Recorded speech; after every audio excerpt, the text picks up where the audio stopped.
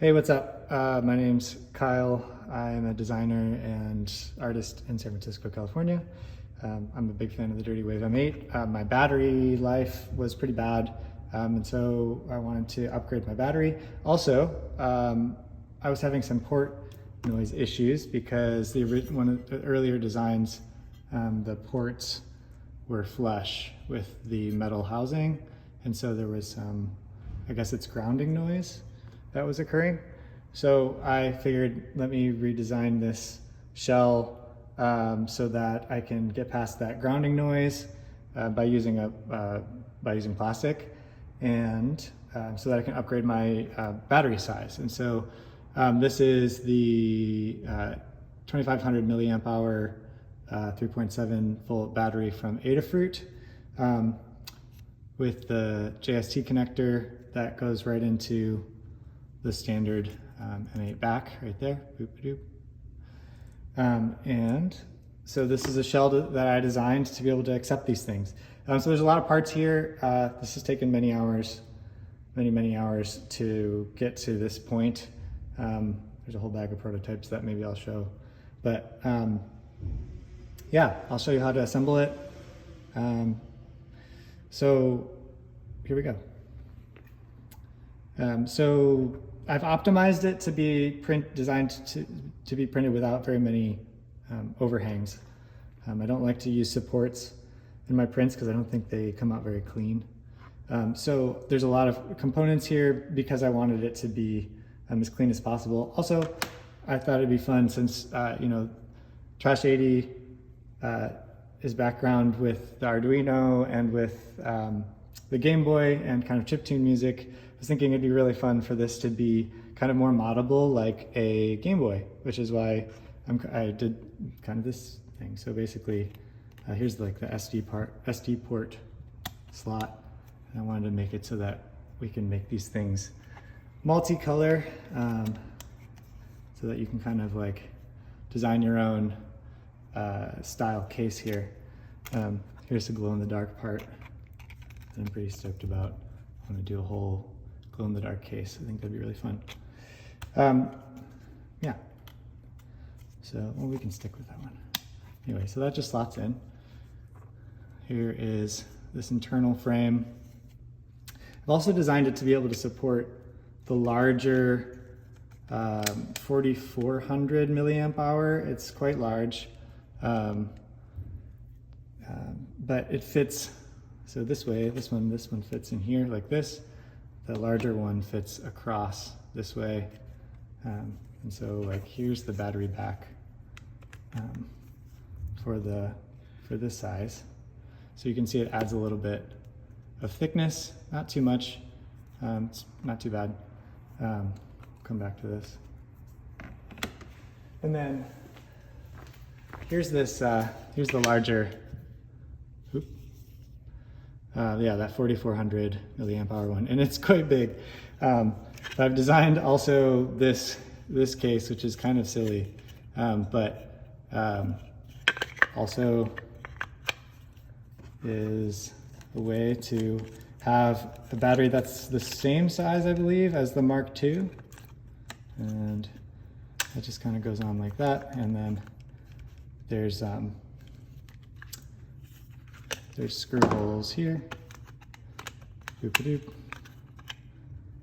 And I've got some heat set inserts in this part. I also have versions of all these parts that don't require heat set inserts. It's just, you just thread it right into the plastic. And I have a pretty good way to do that, but it's not as durable.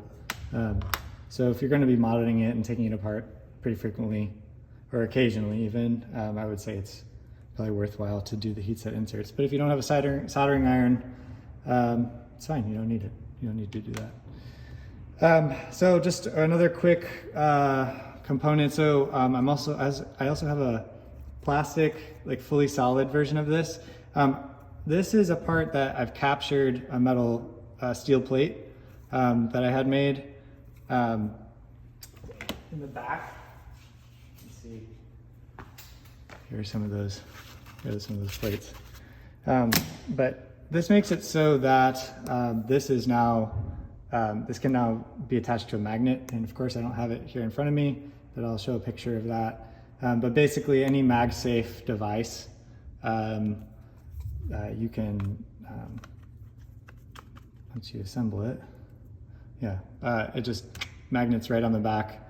So if you want to have that mounted somewhere, it's actually pretty nice. It also has, I don't know, it's sturdy, pretty sturdy feeling. And I'm not totally sure how to give that out. I mean, I have a handful of them here, so if you're interested in that, I guess just like DM me on the Dirtywave server and let me know.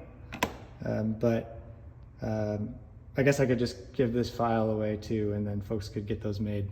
It's not that hard to do. The other fun thing here is I've made a front bezel for the M8, and I guess it's not a bezel, it's more of a front faceplate. And that just slides right over. And that works with both the printed shell, 3D printed shell, and the kind of current one. So if you just wanted to add that to your current Mark 1, you can totally do that. And then I've designed it so that it has like a little bit of a lip, so it goes around the edge there. And it's a bit sturdier now. I had it before where it was just flat, and it was too flimsy, but by adding that kind of third dimension, it made it quite a bit sturdier. You'll definitely need to take off your keys and your M3 screws in order to put this thing on.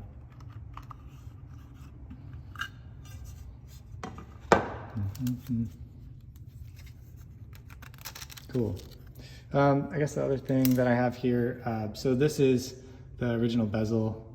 You can take that off. There's these little clips that come around here. I really love this design. Honestly, Trash 80 did such a sick job doing this. Just so cool. So I'm just pushing out those little tabs so that I can pop off the front bezel here. And this, I believe, was 3D printed in nylon. I'm doing all this printing in PLA. So I designed another bezel. Hey, it's me.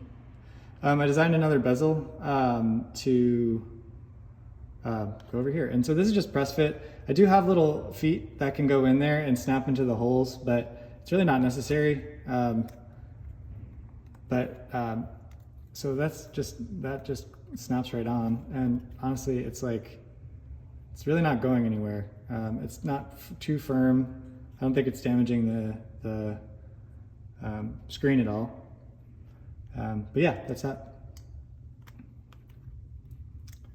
Cool. So to get back into assembling this thing, let's see, where do I put this? So much stuff on my desk here. Okay, so yeah, so you need to print out the main body of the shell. You need to print out the interior, and whether that's the interior with the heat sets or if that's the interior with the just regular threads, regular plastic threads, either one. So that's together. I've already put in the kind of SD card slot right here. And then gonna drop in, this is what I'm kind of calling the port.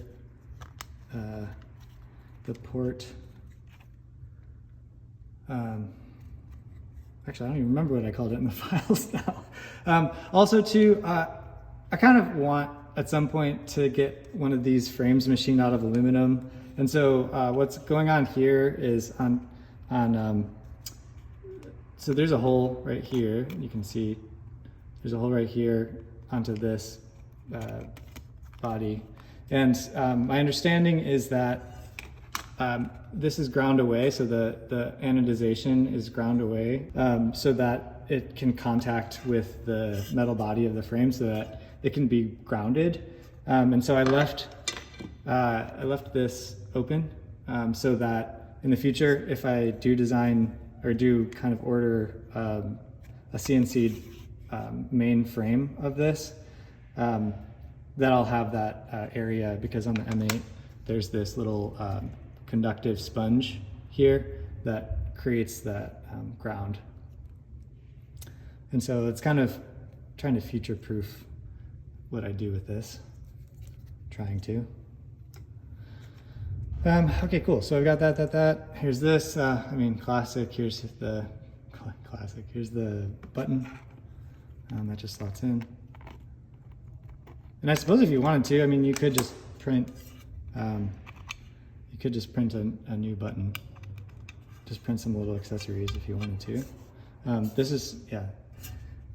I really love this design. The Mark II is super cool. I love the upgrades, especially USB-C and battery size and microphone, but this design for me is just, the industrial design of it is super sick, and I love it. I think it's really cool. Yeah, so we're gonna do that. Although this is gonna fall out when I kind of did this in the wrong order. So here's my back.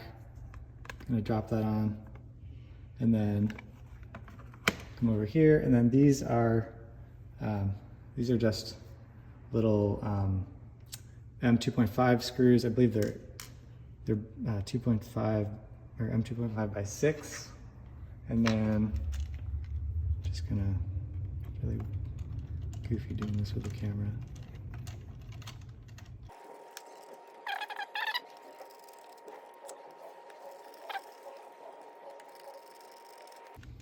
Cool. Yeah, the power button's loose, so it's gonna wanna fall out.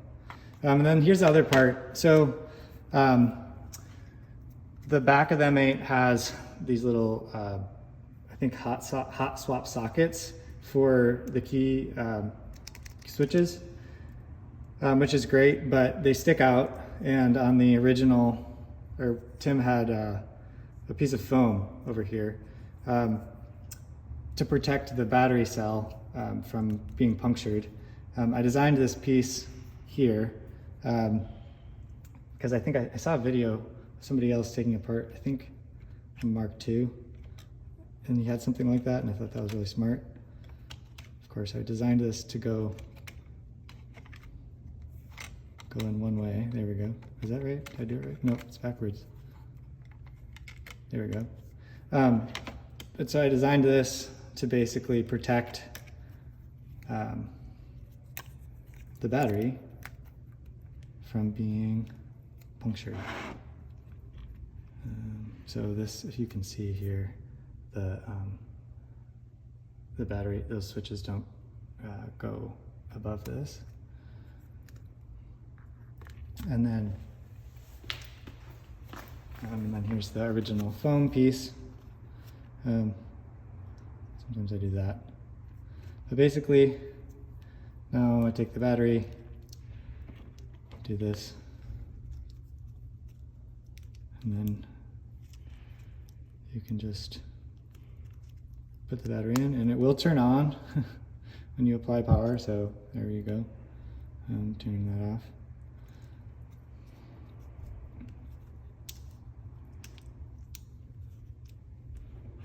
Cool, and then just kind of slot it in. So kind of do this, kind of just drops into place, and then you can kind of wiggle this a little bit and wiggle it around. Just kind of shift it around until it fits. It should drop right in. It shouldn't be tight.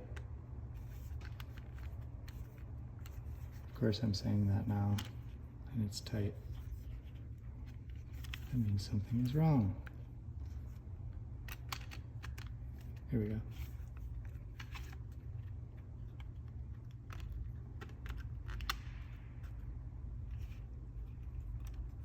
What am I doing wrong?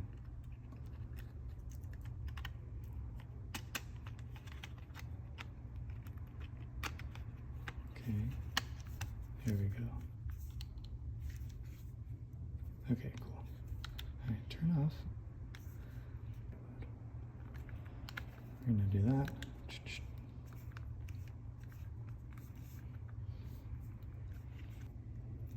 Better.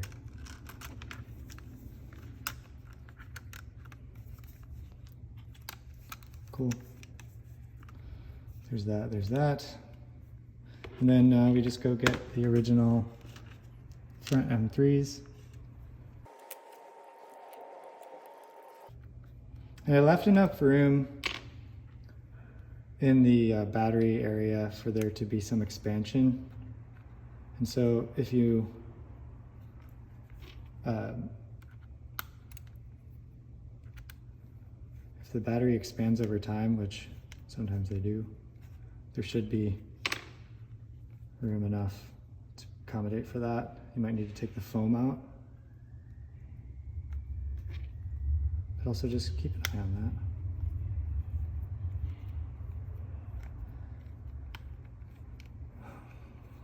So this is very straightforward, but also, like, you know, don't destroy your M8. I don't want to be responsible for that. So if you don't think you're capable of doing this, don't do it. It's pretty easy.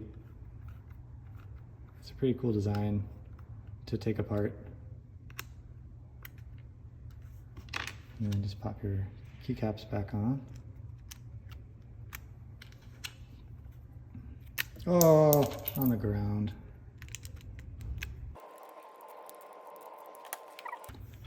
All right, sick. Boom. Enjoy double battery life and some, oh wait, that didn't seat properly. I should double check this. Okay, so always double check. What the heck's going on? I'm gonna turn the power off. Here we go.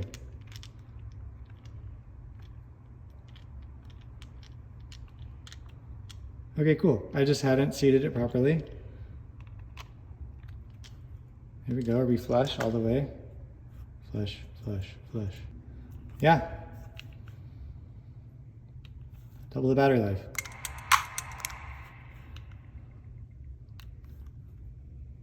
Let me know what you think.